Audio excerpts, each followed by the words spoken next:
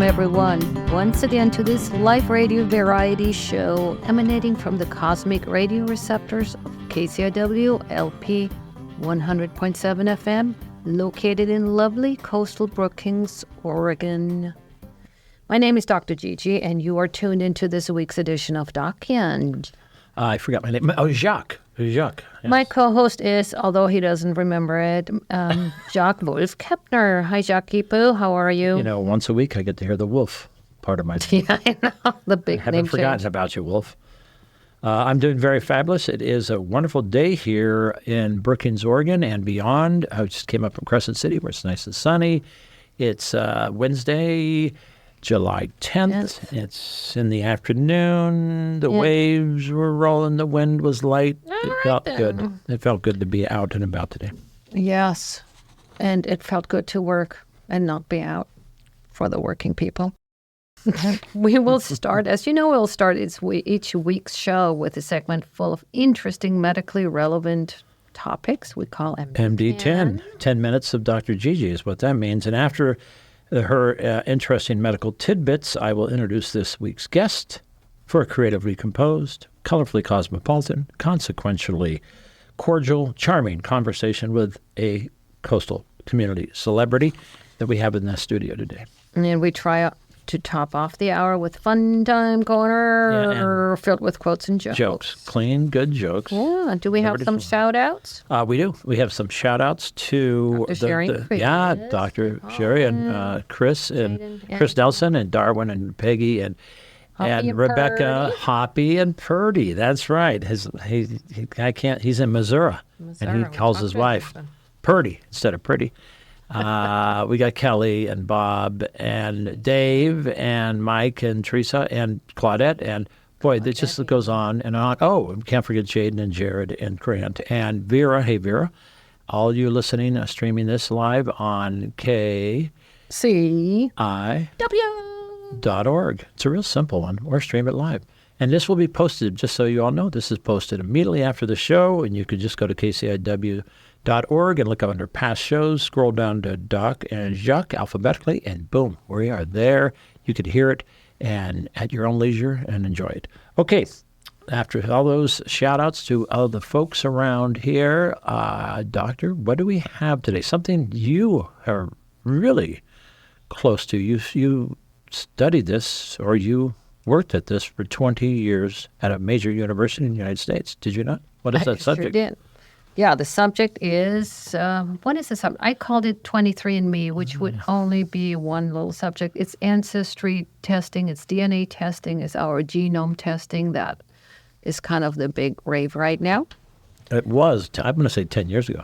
It was peaked out. Yeah, so I tried to actually find out how many people doing the genetic testing, and the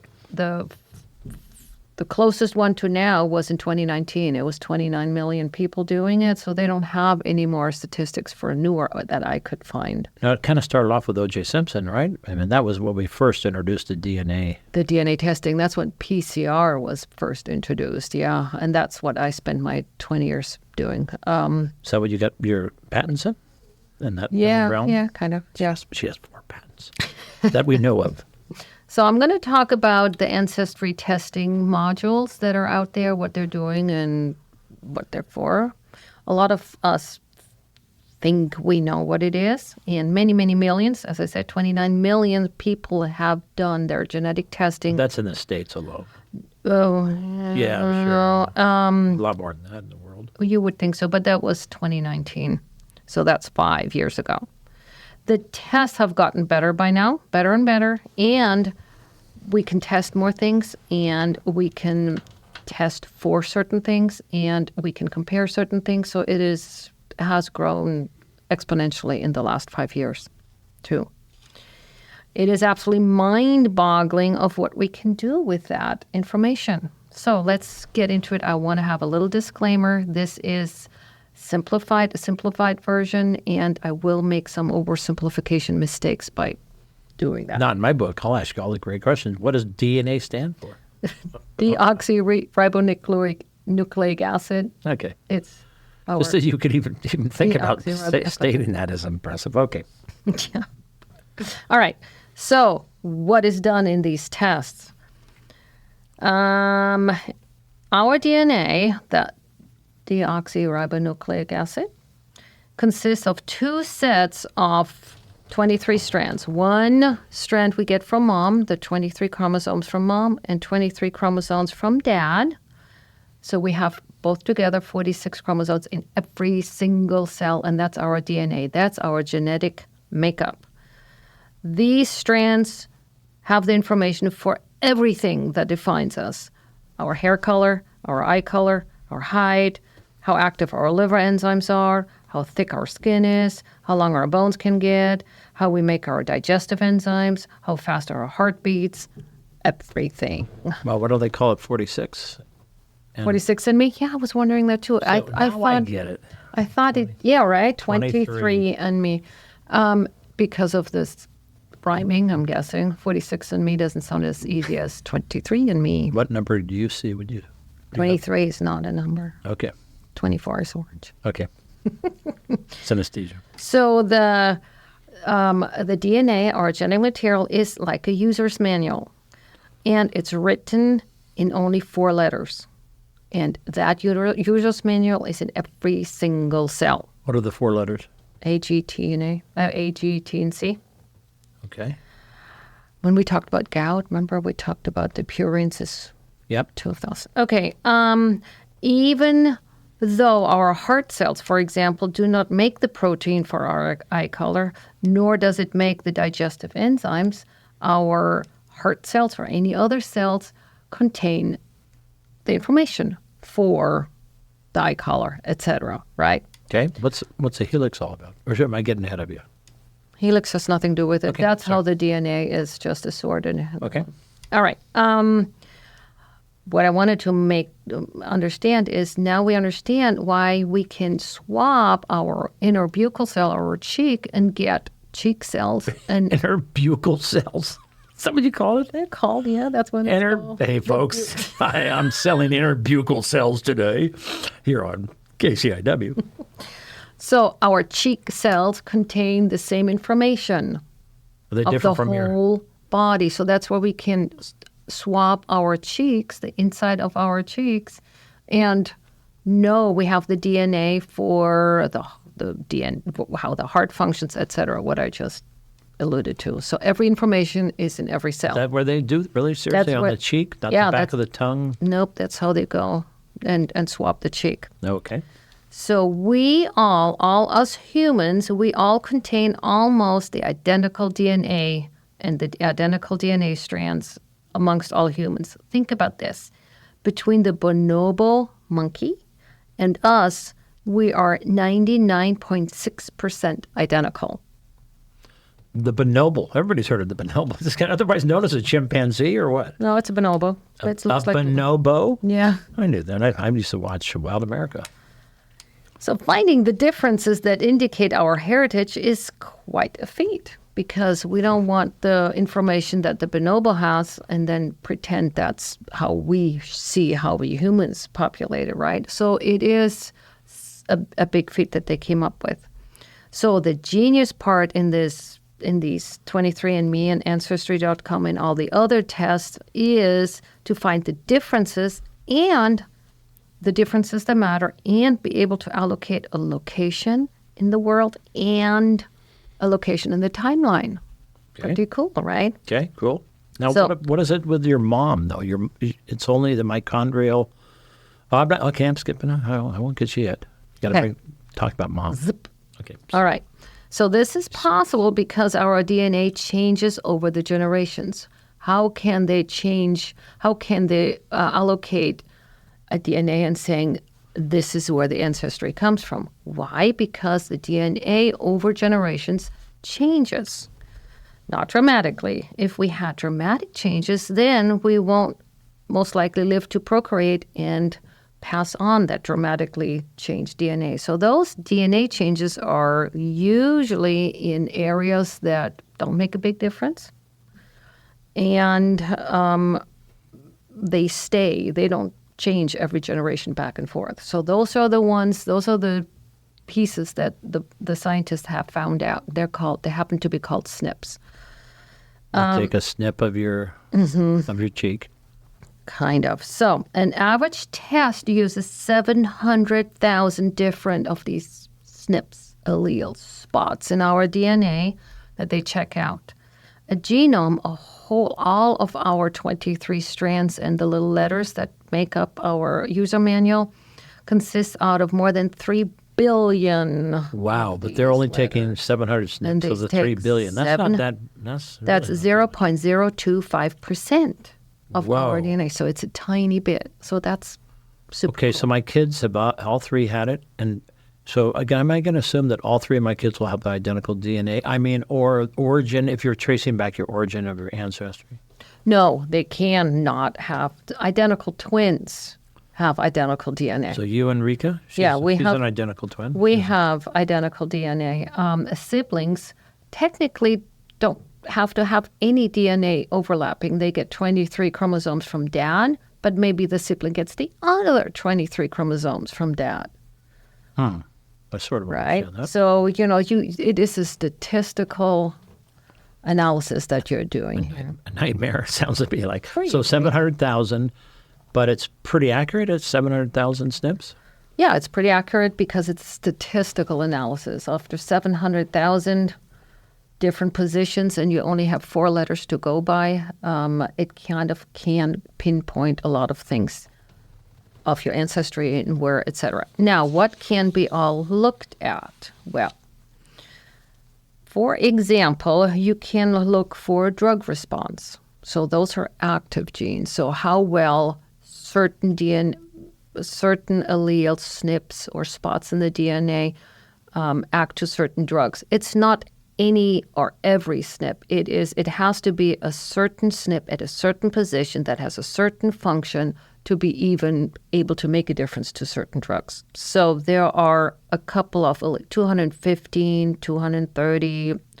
Those are about the range of where they look for drug response. So people come to me right now too and saying, hey, I want to have a drug response for certain medications. It's not widely offered, but it can be offered. I don't think the healthcare is paying for it as of yet. Now then, there are SNPs or alleles that are only found on the X chromosome. And then there are those that are only found on the Y chromosome. But the maternal DNA actually is in the mitochondria because the mitochondria is the powerhouse of every cell. Powerhouse of every cell, the mitochondria. And the mitochondria, they come from, they're only in the egg. The sperm does not contribute any mitochondria. So the mitochondrial DNA that you can actually test for traces back the mother's heritage. Once again, it's a mom, it's a female, it's the lady, it's the women that have the power. But for some reason, we've shuffled that off to the side. Have we? Hey, by the way, I know that bonobo, the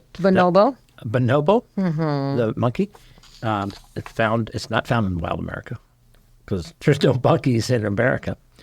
The name of the show host was, do you know this, Thomas? Marlon Perkins. Do you remember Marlon Perkins? No, he's shaking his head. But what was his cohort's name? That's a question to our viewers or listeners. It was Marlon Perkins, Wild America, back in the day. I don't know why I'm going down. We're talking bonobo DNA. I think you're jealous that I have the knowledge. Okay, I am not, madam. I bow low before you. I praise you every step you take. However, when my kids got 3, all their DNA ancestry was the same.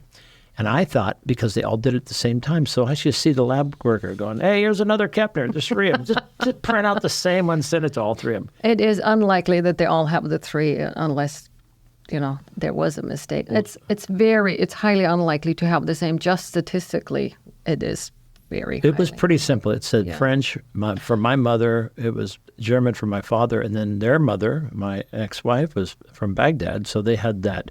They had those 3. Middle Eastern twist. Now, I have a little bit of printout from one readout. So this readout shows that this person had 87.5% European heritage, Northern European, 24%, Northwestern European, 22%, British Isle, 19%. So, it doesn't say you come from John Doe, he's your dad. John So the it just is a statistical analysis. Then South Asian, 6%, mixed American, 4.2%, East Asian, 1.5%. So I don't know how, so this is really a statistical analysis from your DNA. It doesn't say you're 100% whatever. Yeah, It I just guarantee you doesn't. one thing, you're 100% mutt, all of us. Yeah. We're all mutts. Right. We are. Everybody goes I would like to know what my ancestry would be, because we have never, well, I'm the first generation to leave Germany, so I wonder. But Trust I me, don't know. regal nobility. That's you, and I'm not jealous. I envy you. There's no regal anything. Okay, but Okay. anyway, so that's it. I think that was maybe a little bit too heavy duty, but it was interesting anyway. I understood 3.17%. That's it. That was totally it. All right, folks. Thank you for Dr. Gigi. What do we have next week? Do we know? We're talking. No, she's shaking her head yet. See, that's going to be a surprise. Who's on next week? Do we have? Well, we just switched them around. Oh, we did. Okay. So it's hopefully it's okay. All right. We'll end up with that. All right, folks. In a world that often judges and marginalizes those who dare to live authentically, our guest today stands as a beacon of courage and resilience. His journey has spanned the years from being in the proverbial closet to the open embrace of the LGBTQ community. His is a testament to the power of self-discovery and the pursuit of truth. Just how would you confront the deeply ingrained beliefs and societal norms that sought to deny your true identity? I speculate that it's with unwavering spirit and determination, and at last you would emerge as a trailblazer, shedding light on the struggles and triumphs of the LGBTQ community. Our guest's story reminds us that the road to acceptance and inclusion is paved with challenges, triumphs, and yes, sometimes failure. In a world that often preaches tolerance, but struggles to practice it, our guest's life and work serve as a powerful reminder that true progress is born from the courage to embrace our true, authentic selves and to extend that same embrace to others. As we gather today on this radio show, let us be inspired by his journey and his unwavering commitment towards creating a more just and loving world for all. And with that said, Dr. Gigi and I are honored to introduce Thomas Kelem. Welcome, Thomas, to the Doc and Jacques Show. Welcome. Hi. welcome. Thank you. Thank you for joining inviting me. us. Yeah, we finally got here. We're Fun to be here. We're right on pace. Now you've been kind of a pro. You've been on the studio down at KFUG, Yep. our sister community station to the south. So that's good. So I used to have a show. now you're teaching me something there. Wow. What was the name of the show? Queer Things Radio. Queer Thing. Queer Things Radio. And how long was that on? That was on, I don't know, a few months before the pandemic hit and we kind of shut everything down. Whoa, I did not know that. That's an interesting stat. That was my first jab at having my own radio show. There we go. And I felt like I had to just talk constantly really fast the whole time and not have any silence and not take any time to think about anything so that I didn't have dead air. And Yeah. which is easy for me to get stuck in my thoughts and nothing comes out of my mouth sometimes. Yeah, sometimes, and yet you want to. That's how I would say all start off. We want to talk. We think that dead air is a forbidden thing. Yeah, somehow I had this sense that I'd been on the radio before. Maybe a prior life. We had That's that. one of the things that came up. I know when I was a kid that we used to have this tape recorder, and I would do these faux radio shows. And sometimes it was me, and sometimes it was me and my best friend. And we would, just talk for a half an hour and record these things. And we're full of all kinds of some fun stuff and some, naughty young kid stuff. Wow, that's pretty cool. As a kid, you grew up where? Yeah, so I grew up in New Jersey. New Jersey, but then, you were born in Brooklyn. I was born in Brooklyn, that's my hallmark. If you're born in Brooklyn, life is great. Right? Yeah. Tell us about your landmarks when you grew up. I grew up, well, the first almost 5 years I lived in Long Island. Oh, Then we moved to New Jersey. I went all through kindergarten through high school in New Jersey. And I still know people that I went to kindergarten with. wow. We're like still, we're not like great friends, but we're friends on Facebook. We like Right. see each Kept- other. Kept we, in touch. we know what's going on. Yeah, Facebook's made that so much easier. Now, when did you discover this area here? This area, oh God, I discovered like the Humboldt area, I don't know, in like around 1990-ish. And then at some point, I was living in the Bay Area then. I moved to Chico. I was there for about 10 years, and it just was getting so hot in Chico. I was like, I want to live near the coast. Yeah. And I had planned, so I was thinking about moving to Humboldt.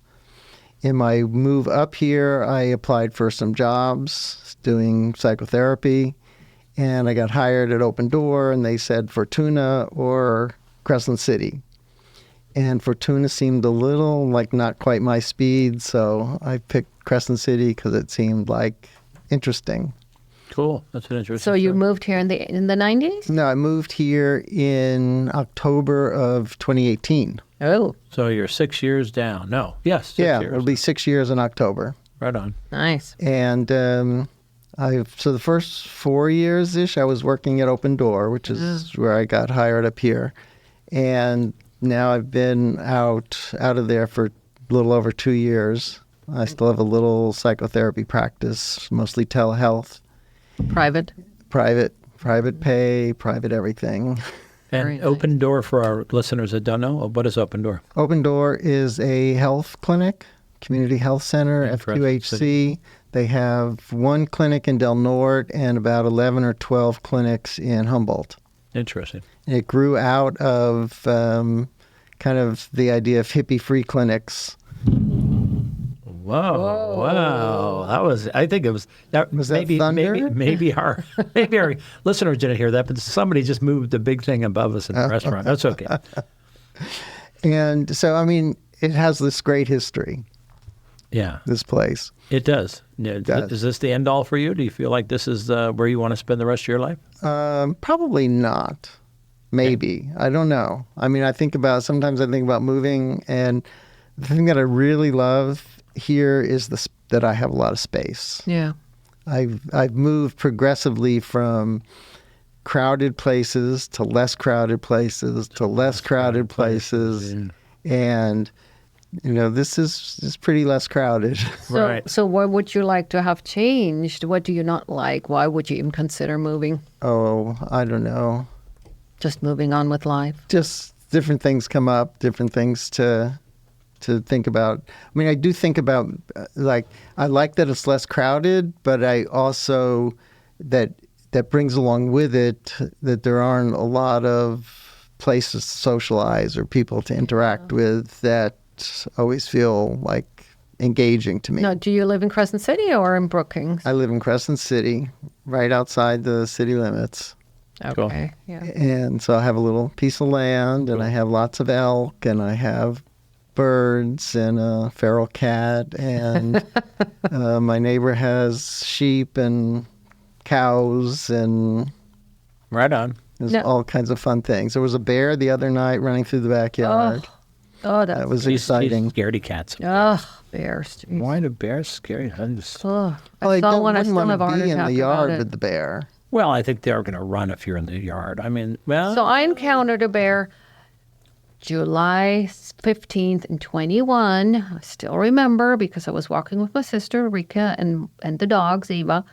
And my sister said, "Oh, look, a bear." And she was going to take a picture. And I said, "Oh, no, a bear. Let's run." And then I called the dog who was chasing the bear on the tree. So onto a tree. And then the dog came and the bear chased the dog. wow. So that was scary. The bear then saw us and ran away, but it's still... Bears are big and bears are fast, and they Yeah, can they're hurt generally you. not be messed with. So you live in this place. Where's your short bucket list of places that you might explore living in the future? like Don't have Hawaiian a clue at Islands the or anything moment. like that? Yeah. You know, I've never been to Hawaii. There sometimes intrigues me, but not a lot. For a while, I wanted to move to Wyoming because to me that was the ultimate space. Yeah, Yeah. for sure. You know, there were like 450,000 people to this Exactly. whole state. Yeah. That was Yeah. when I was living in Berkeley and Oakland. And so it was the whole population of Berkeley and Oakland in this huge area. Yeah, Southern Oregon avoid, but Northern Wyoming, I should say. Wyoming is the least populous yeah. state. Northern Wyoming is very beautiful, but South is sleepy time. Now, we have talked a little bit before on the phone, and you gave us some amazingly convoluted education pathway. You were a real estate broker, went to ministry school, but got a psychology degree. Tell us those little steps, and I mean, that doesn't seem very chronological. It goes left and right, and It goes all over the place. Yeah. But it also, to me, it's just been my path of like doing this, doing that, and they all kind of come together and meld in different ways that support me. And I take little pieces of each, and that sort of makes up who I am and what I do. so is it to explore other venues, or is it exploring, well, I don't want to do this anymore, I want to do something else? Is it just to get a bigger feeling of the whole? It's just, I mean, different things have been different reasons. Okay. I mean, I got involved in real estate because my dad was doing it and I needed something to do. And he said, hey, come work for me. So I did that for a while. I learned a lot of that. And I learned things that I didn't particularly like, but were great lessons for me. Yeah. What did you think you were going to do when you were a kid? What was your aspiring? What did you? When I was a kid, Astronaut. a bono. What was it? the earliest Bonobo. thing that I can Monkey think trainer. about was being a psychiatrist. Cool. Oh, always? Really? I mean, after being a cowboy. Yeah, well, He's being a Being a psychiatrist. cowboy was definitely one of the highlights of my youth, and I used to watch tons of westerns on TV. I think we all did. I was definitely into the screen long before screens were like the mass So prevalent, thing. Yeah. But you know, thinking about careers, psychiatry. I don't know. My family is like lots of doctors, nurses. My particular family is more involved in psychology. My sister's a psychologist. My brother went to grad school for psychology. I went to grad school for psychology. Cool. You know, it's like sort of a way to figure things out. yeah. So you've done this for a long time. You've been into psychology, right? And it's Yeah, I've Most of your career. been licensed since 1993. okay. I was licensed for real estate in 1979. Right. And somewhere in there, I went to ministry school because it was part of my spiritual search. You know, it was like, okay, I got to get deeper into what does this mean, and Yeah.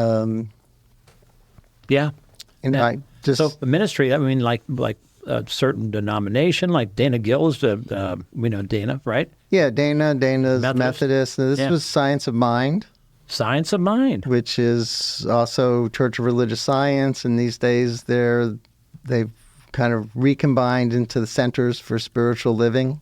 Cool. And there's a whole history. It's certainly not as big as the Methodist Church. Right. Sure.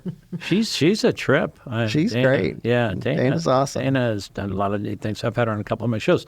Listen, we're already halfway at the point of this week's edition of Doc and Jacques. You are tuned in to KCIW 100.7 FM in Brookings, Oregon. We are so proudly a non-commercial community radio station right here in your backyard. And regardless if you sing, trust me, you do have a voice, and that is with community radio. KCIW does a phenomenal job in our community.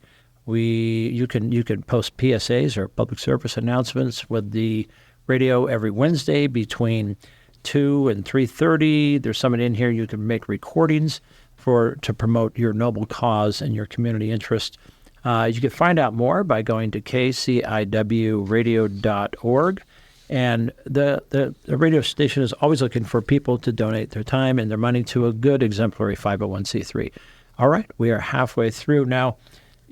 Again, because Chico's my alma mater, when were you living? What years were you living in Chico? Let's see. I was living in Chico like full time from I think 2009 to 2018. Fairly. Well, Somewhere in there. There was a while when I was living in Oakland and Chico overlapping. How about the Bay Area? You said you were living in Berkeley, Alameda. Oakland and Berkeley. I was Yeah. there for 22 years. Wow. I moved there in 86 when I started graduate school. Wow. Oh, cool.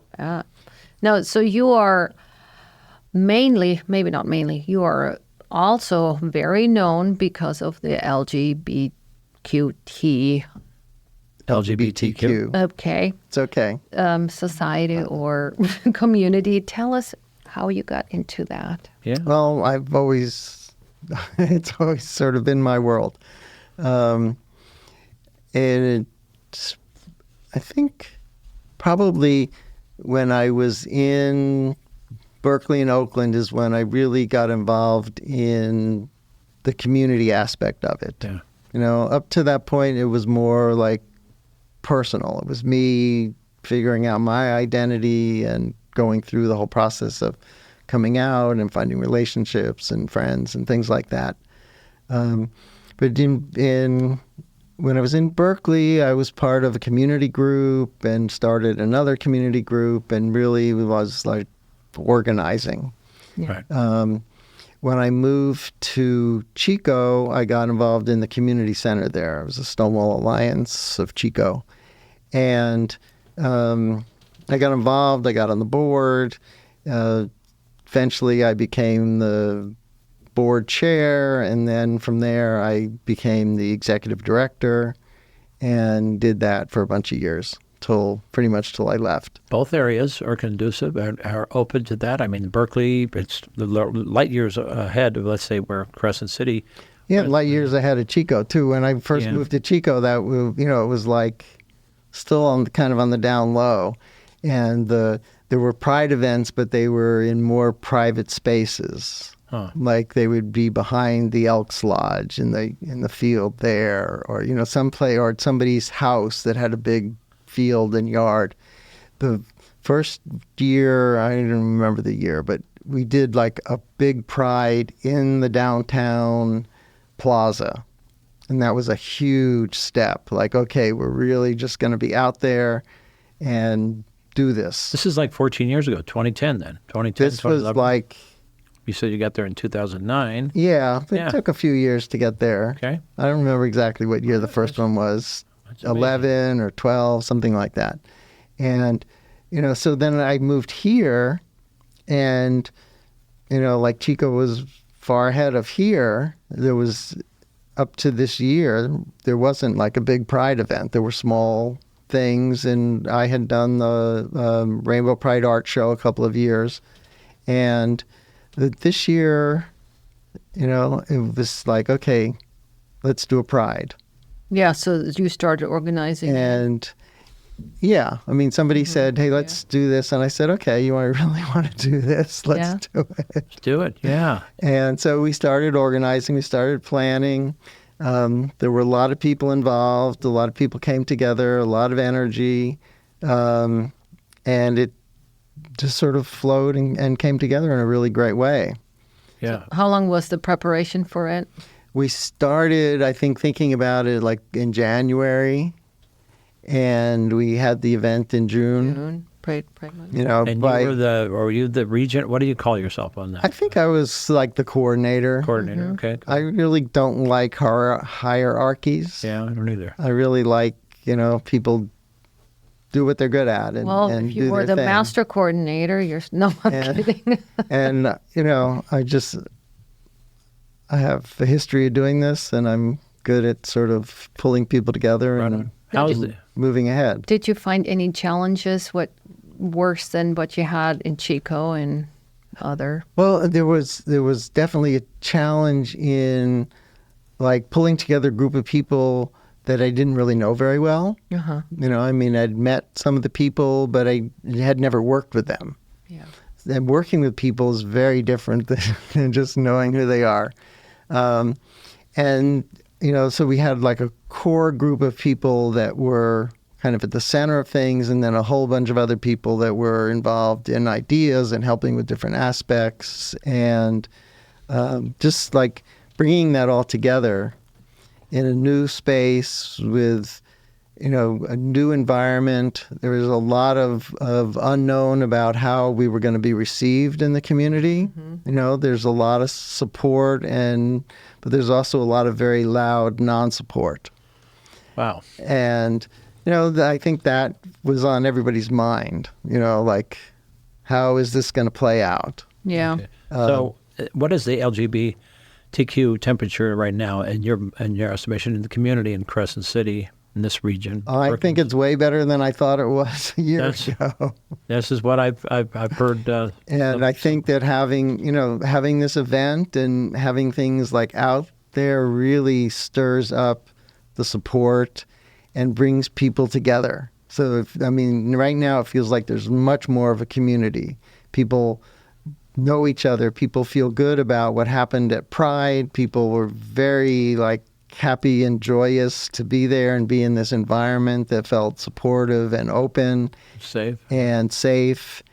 And that's huge. So the main important point to have these festivals or gay pride is what? Is it the support, the getting to know each other? Is it for the community to see that people are just people? It's all of that. It's to see that there's a lot of us. Yeah. And there's a lot of people that support us. Mm-hmm. And that people outside of our community also see that there's a big community. So they recognize, wow, there's actually a community here. It's not just these invisible things. Yeah. And, so both sides of that start making a really big difference in the community, because people who aren't part of the community start seeing, oh yeah, it's important for us to include them, or to think about, there are LGBTQ people here, and now, how are they sometimes not included? Are they singled out as you're gay, you're not coming to my party type thing, or I don't hire you? What is the biggest discrepancy in how people are treated? Well, sometimes there's just bias like that, where it's oh, I know you're gay, so you're not gonna, nobody says that directly anymore. Well, few people, but mostly, yeah. It's done a little more slyly. But a lot of it's just the invisibility, people not even knowing that it's a thing. Yeah. It's not part of their world. It's not part of what they do every day. Mm-hmm. They hear about stuff that goes on in LA or San Francisco or New York, but it's not here, here in our backyard. Yeah. Whereas it makes a difference when they know that, it's here. It's just, it's the same sort of thing as when you find out that your brother is really gay, all of a sudden you have a whole different perspective than when it's just other people somewhere else. Right. It's okay, it's someone that you grew up with, someone you care about, someone you love. And so it makes it harder to put all of these negative references on top of them, because, you're I know this person. This isn't an evil person. This is somebody that's a good person that I care about. Well said. The 5 words, folks, it's here to stay. It is. I think recognition is a big part of it. I think the more we get the LGBTQ word out there, and just even my country Ken in Missouri knew the LGBT. He's such a dirt farmer, and he called, I understand how the LGBT. He couldn't pronounce it, but that's okay. It's getting acceptance and getting the word out is so very important. We recently heard about a couple that moved to Crescent City from Brookings because they found the more tolerant environment for them in Crescent City. I was kind of shocked about that. I thought, Brookings, That's interesting. I thought Brookings I was did a little too. bit more sophisticated than Yeah, well, Crescent according to City. these two people that were queer, they came out and they said that. So I think, the recognition, the temperature it can only get better as far as I think the visibility of it is super important. super important. I mean, agree. and that's the whole theory behind people coming out. It's what Harvey Milk said: come out, come out, come out. Because the more people see that we're here, see that we're real, see who we are, see that we're just other people, Yes. the more we'll just be part of things. And I think it's super important for the youth because, they are so much more isolated than grown-ups in their ability to go out into the world. And I think these days there's a lot of stuff online that they see and stuff, but it's not always the same as knowing that, there's 5 other kids in the school that are queer. Yeah. Right. And COVID, I have a the support COVID group. years did not help that either, right? The COVID years the that COVID. Yeah, that isolated a lot of people too. And Yeah, isolation more, yeah. and rejection, the fear of rejection are some of the biggest mental health blocks for youth. So you're dealing on both those aspects because you're a forerunner in the LGBTQ, especially bringing it into Crescent City. You played a huge, have had a huge impact of that, Thomas. You came on our radar quite a long time ago because of that. But then you're also the psychologist end of it, so you can understand the mechanisms that go on in people's minds. We all want to be accepted, don't we? All human beings. Yeah, everybody wants to be accepted, and rejection, particularly family rejection, is one of the most negative indicators for mental health for youth. Wow. There's this group in San Francisco, the Family Acceptance Project, and their whole research and theory was if you can help the families get over totally rejecting their kids and throwing them out of the house, you can get them to just say, okay, I love you and I want to care for you even though I don't quite get this or it goes against my religious beliefs. But just moving into even a little bit of acceptance and letting them be part of the family, even if they're different, makes a huge difference. Now, has education lightened that burden? I'm semi-shocked to us that it's in the family still. I mean, I understand in the 70s and the 80s or so, but still in the 2020s. Oh, yeah. People still get thrown out of their house. People still are So you in your job, you counsel families for that? You have... Yeah, I mean, I'm not directly working with individual families at this point, but You understand the I mechanism? understand the dynamics. I've worked with kids who, in Chico, as part of our center, we had a counseling program.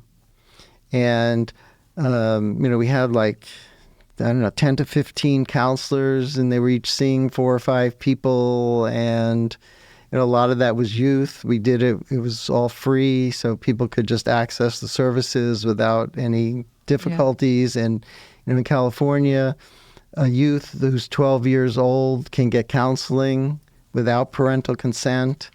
It was a very important decision. They have to, the therapist has to feel like they could benefit from it and understand it, but they can consent to counseling on their own, which is huge because then they can come in and have a safe place to talk about things. And now there's, groups. We have a group in the junior high in Crescent City and the high school that are clubs. I don't know exactly the official thing, but and that's huge, that there's some place to go during club time where you can be around other people. And do you also have a club where you can not segregate the clubs as LGBTQ, but whoever wants to join? I mean, I think they're open to anybody. Okay. You know, I mean, and it's like same thing with Safe Space, which is every Right. Friday night that happens at the Methodist. United Methodist Church, and that's open to anybody. Yeah. You know, I mean, it grew out of being a safe space for LGBTQ people, but anybody can come. Anybody can be there. There's some very basic ground rules about, you know, not doing things that disturb other people. And that's a great place, and it's grown. It's every week. I mean, the people that are running that have been super committed to creating this space for youth, for adults. It's just really been wonderful. Now, if you could wish one wish, how would that situation be bettered by? What would happen so this would be a not such a bad situation? I know it's improving, but what would make it better if you had little I wand? think kind of people knowing that you know, underneath it all, people are about being loving, caring, kind people, So just doing the same thing and it's just And- reaching everybody? and knowing, you know, I mean, if people don't know you're there, then they don't know that there's anything to think about. But Yeah.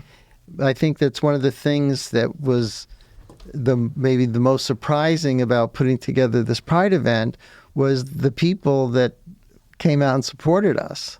You know, some of them were people that I didn't know. You know, people like said, "Oh yeah, let's talk to this person or that person," and I'm like, you know, are Just they giving their supportive? support. Yeah, there you go. Are they supportive of the community? And it turned out they were way supportive. Nice. And, you know, and that just really opened things up enormously for me. I mean, it's all how it made me see how, you know, I can be prejudiced too. I can think, oh, you're very conservative or you're voting for this or you're that way. And so you're also not going to be like supportive of LGBTQ people. And they turned out to be supportive. Yeah. And, you know, that's awesome because I think that's, you know, that's where we really connect. That's where things are going to really change Yeah. because people need to connect with that inherent love that they are. And, you know, our society is incredibly polarized, but there's like other things that bring us together. And if we can focus on those things and connecting with people around them, the other things become much less important. Yeah.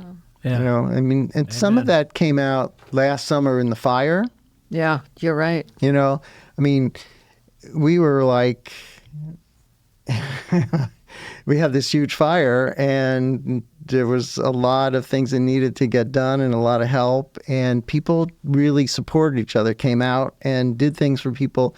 They didn't say, you know, oh, who would you vote for before I'm going to give you some extra water or help you with this or that. They just like dove in and helped. Yeah.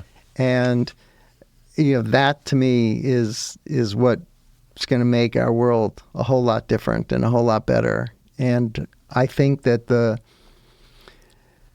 younger generations are much less concerned with the differences. I agree. And so that as they grow up and become the leaders and take over running things, just bringing their perspective is going to make things really different. I think you are correct. I think everybody in the studio is over 50, over 60 for that matter, I think.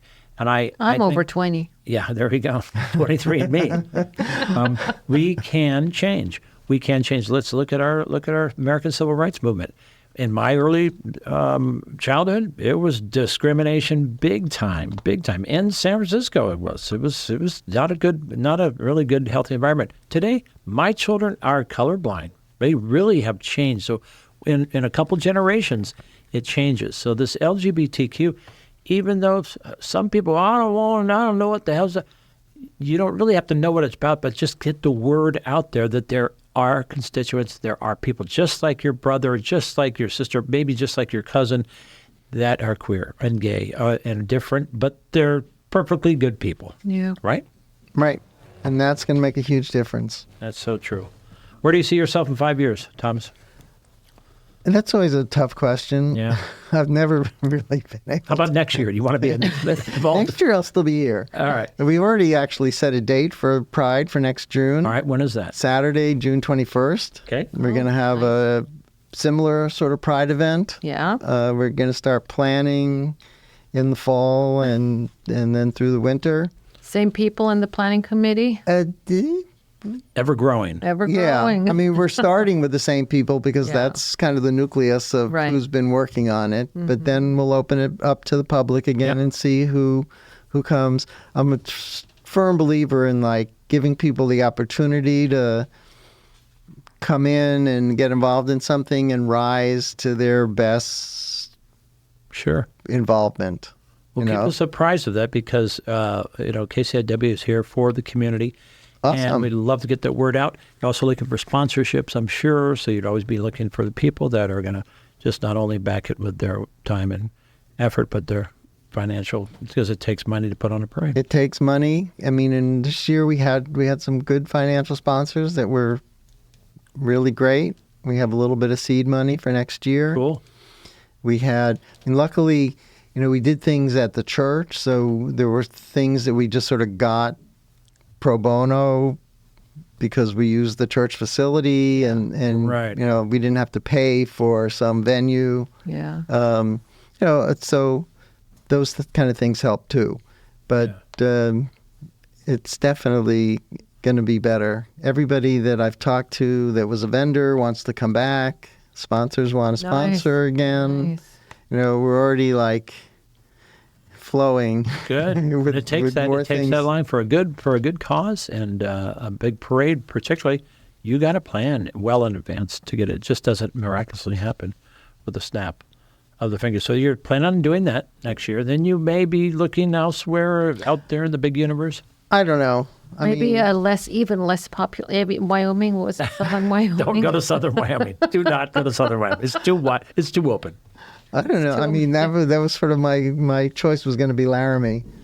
Oh, But I was just in Laramie. I was just literally. there. I was literally. there's this wonderful thing called the Rendezvous that happens every summer. It's a queer camp out, and it happens in the Medicine Bow Forest, which is No, between beautiful. Cheyenne and Yeah. Laramie. Yeah, and beautiful it's area. Big queer camp out. People come from all over the place and bring their tents to their big RVs and What a trip! just have a big celebration and party. And I was going a long time ago. I haven't been in a few years, but that happens See, in Wyoming. There you go. Get the word out. Get the exposure, and even those rednecks will change. They really can. They can change. They'd be more accepted. Put it this way: they'd be less apt to do stupid things. Rollins, on the other hand, that's where the penitentiary is. But I'm glad you said Laramie and Medicine Bow. That's Well, great. Laramie is where the university is. Yes, so that's right. you're going to So figure do you that's going have to be a any- little bit more Do you have anything? aggressive. Enough bashing here. Do you I'm not. do you have any plans or anything Rollins. to announce locally? Locally, well, future? next June is going to be another Pride. So if you want to get involved, get involved. I have a website that Yeah. Yeah, let's get that information, folks. Get your pens.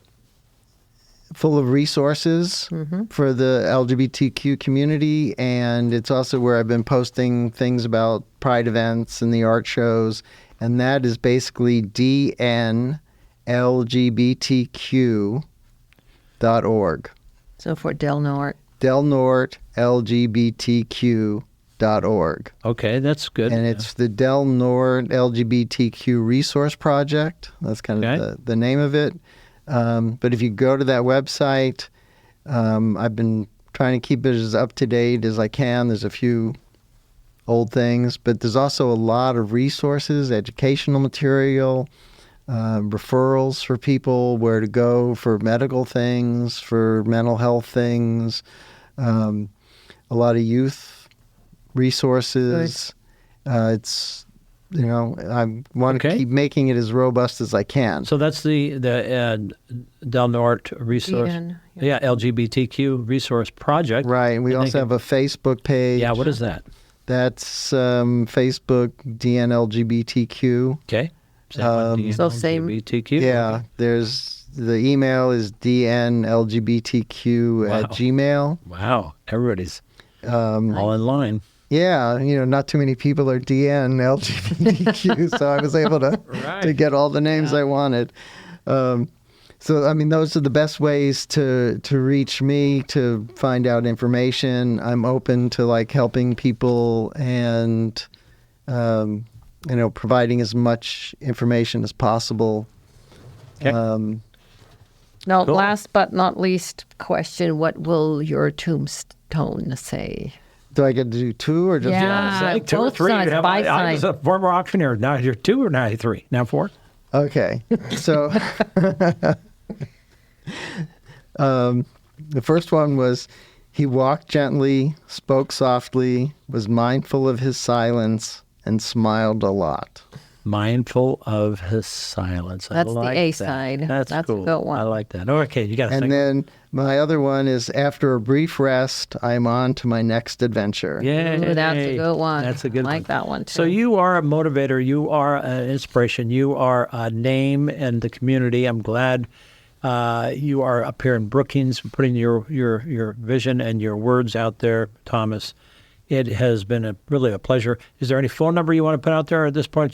They could go with a Facebook and Yeah, I mean, okay. Facebook, and email DN is LGBTQ the best way to Okay. get a hold of me. good. DNLGBTQ at gmail.com. Cool. Facebook. And Yeah. And on Facebook. And Facebook. www. Yeah, so you're a busy man. You've got a lot. You've got zest in your life. You do. You have a walk, a step that shows you're a happy guy Thank you. and a happy human being. Interesting. Yeah, life. very interesting. Very nice, Lived very a lot of interesting. different things. It's We- all, each of those things has brought something to what I do now. There you go. Perfect. I mean, none of it, I used to think, oh, is this the wrong thing or the right thing or what direction? And Now you don't have to Now worry I about just see it all sort of flows together. Right on. Well, it's been a pleasure interviewing you today and talking with you.